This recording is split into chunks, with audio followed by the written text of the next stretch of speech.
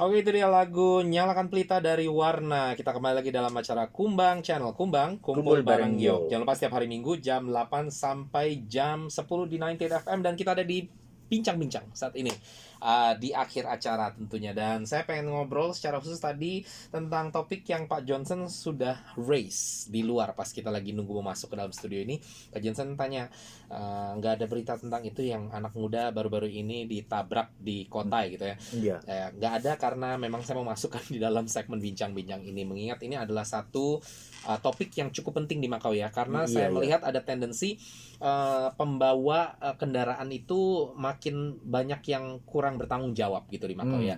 Dan ini setelah kita usut ya, ternyata bukan cuman kedengarannya serius banget ya diusut gitu. Bukan cuman dari sisi pembawa kendaraannya, tapi ternyata ada intrik-intrik tersendiri di belakang itu semua yang nanti kita akan bicarakan tentunya. Nah, kasus terbaru ini adalah di mana seorang pengendara motor yang biasa kirim makanan ya, jadi pengendara M-Food gitu ya, itu ketabrak di kota ya oleh Iya. bus gitu. Tapi ternyata kesalahan ada di posisi pengendara motor tersebut ya. Iya. Pengendara Dia motor nabrak bis tersebut, itu. ya pengendara motor tersebut jadi nabrak bis dan dia mati. Dia mati ya.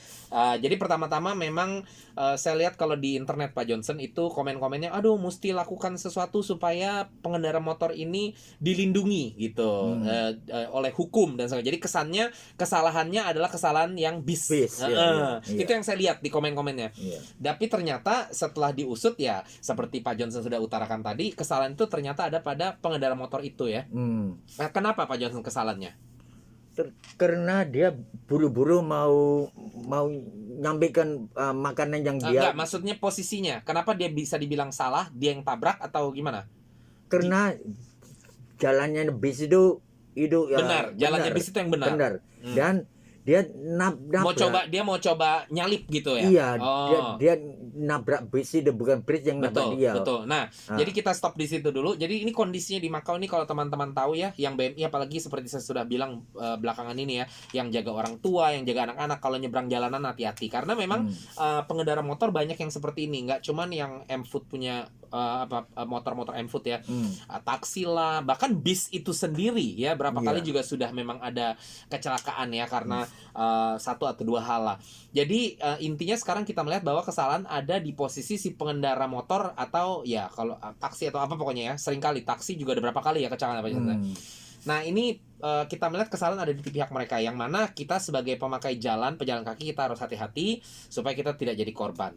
Tapi kita juga melihat sekarang ada sisi pejalan kaki juga banyak yang tidak tahu diri Pak Johnson. Jadi harusnya tidak nyebrang di jalan tersebut, dia nyebrang. Jadi juga ada beberapa yang ketabrak karena dia bukan seberang di tempat penyeberangan yang benar gitu ya. Nah, tapi kita hari ini mau bahas kepada pengendara motor itu sendiri, yaitu dari M-Food. Ternyata setelah diusut juga serba salah kasusnya karena ya memang mereka yang ngebut-ngebutan, kita sering lihat. Tapi ternyata saya mempelajari satu hal yang mana Pak Johnson juga udah utarakan malam ini, yaitu apa Pak Johnson? Kenapa mereka jadi ngebut-ngebut? Iya, mereka itu cari pendapatannya itu susah. Dia dapatnya dari setiap orang pesan makanan itu. Bisa, tapi pesanan itu harus disampaikan ke tujuan, ada waktunya.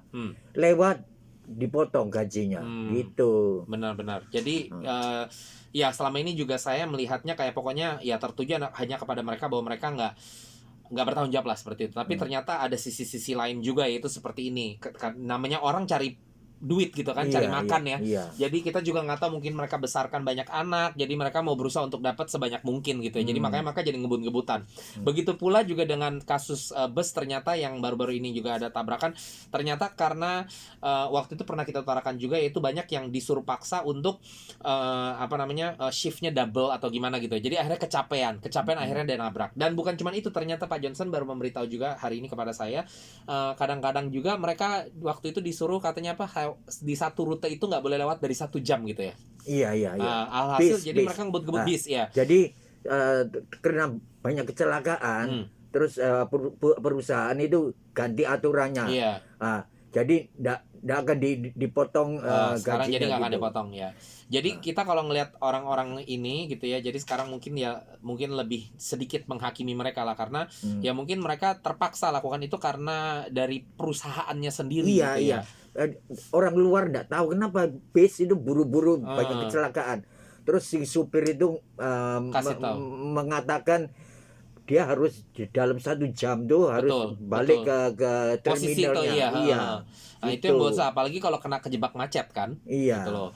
Jadi ya kita cuman bisa satu-satunya cara saat ini adalah Sekarang kan kurang kan kecelakaan itu. iya, lebih mending sekarang gitu ya. Iya. Nah, jadi untuk dari sisi kitanya sendiri cuman mau menghimbau aja kepada teman-teman, ya kita lebih mengerti kondisi mereka juga, tapi juga kita mengerti bahwa ini tetap membahayakan kita ya.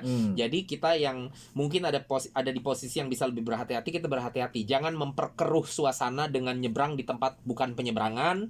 Jangan walaupun di tempat penyeberangan juga jangan main asal selonong aja gitu loh.